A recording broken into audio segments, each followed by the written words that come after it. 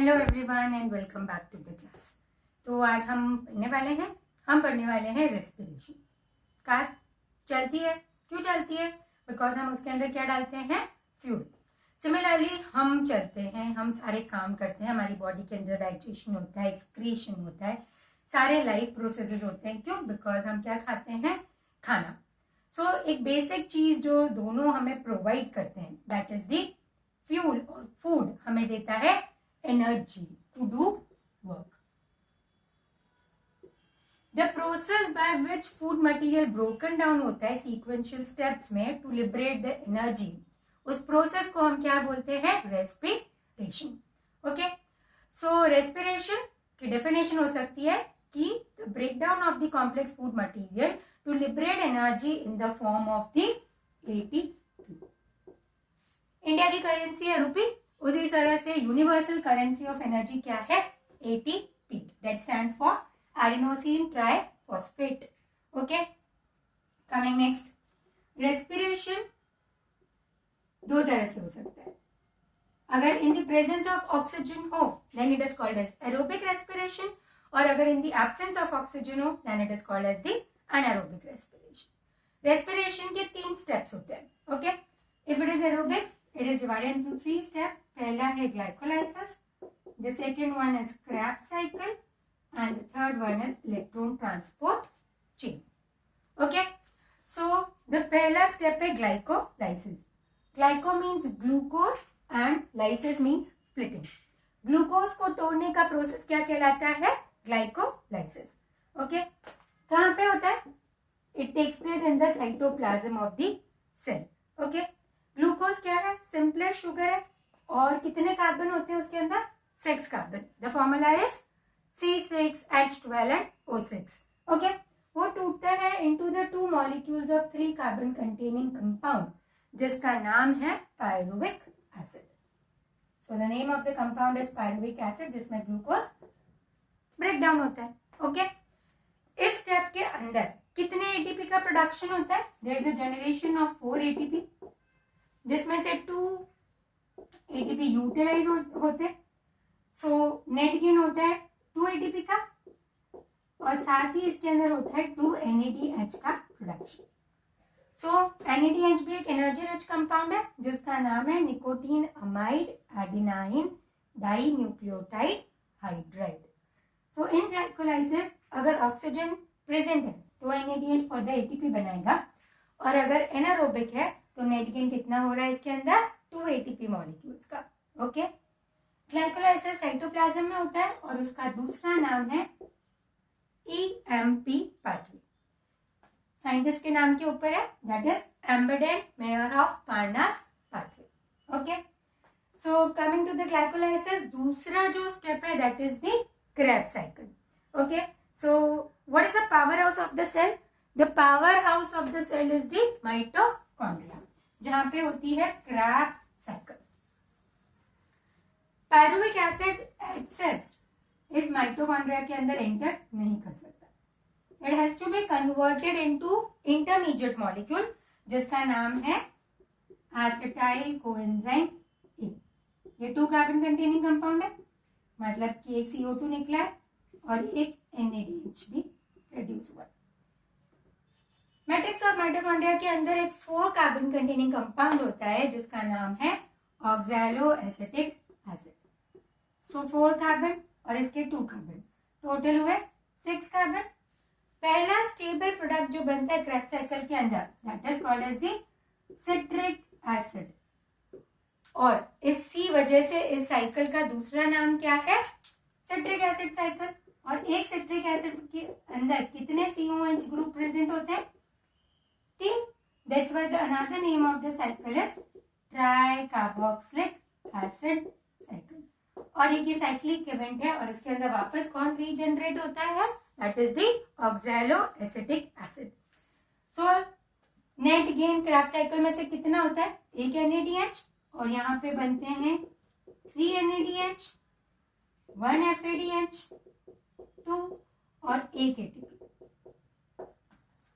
सो ये साइकिल 2 बार रिपीट होगी, क्योंकि 2 molecules of acetyl coenzyme A बनेंगे।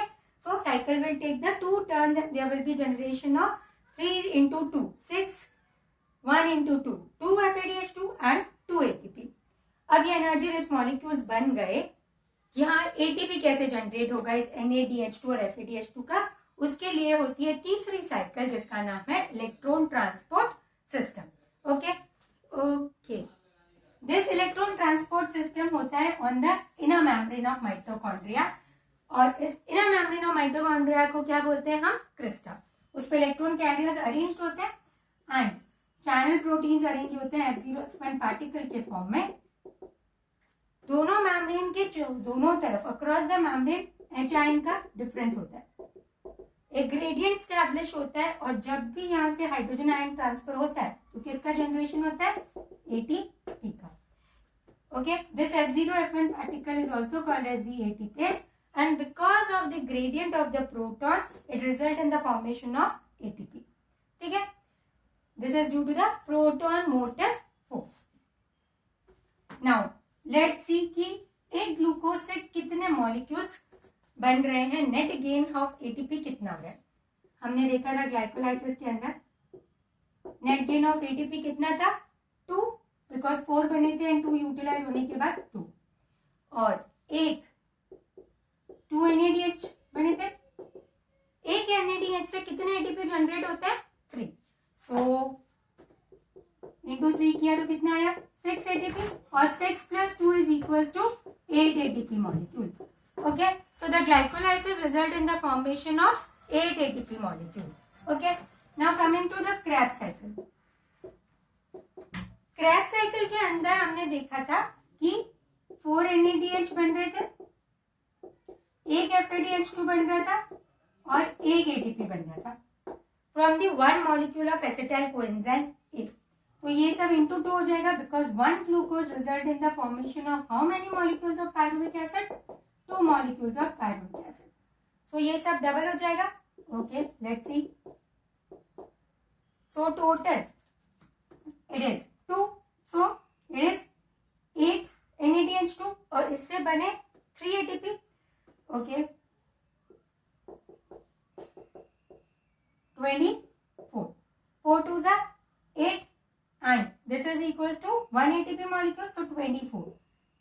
इससे बने 2 FADH और 2 FADH में से कितने ATP बनते हैं, 2, so 2 into 2 is 4 और यहाँ पे 2, so कैलकुलेट करो, 24 plus 4 is equals to 28 और 2 is equals to 30 ATP। Krebs cycle में बनते हैं 30 ATP, एक एसिटाइल कोएंजाइम से बनते हैं 15 ATP, so 30 plus 8 net gain in ETS is 38 in case of the prokaryote।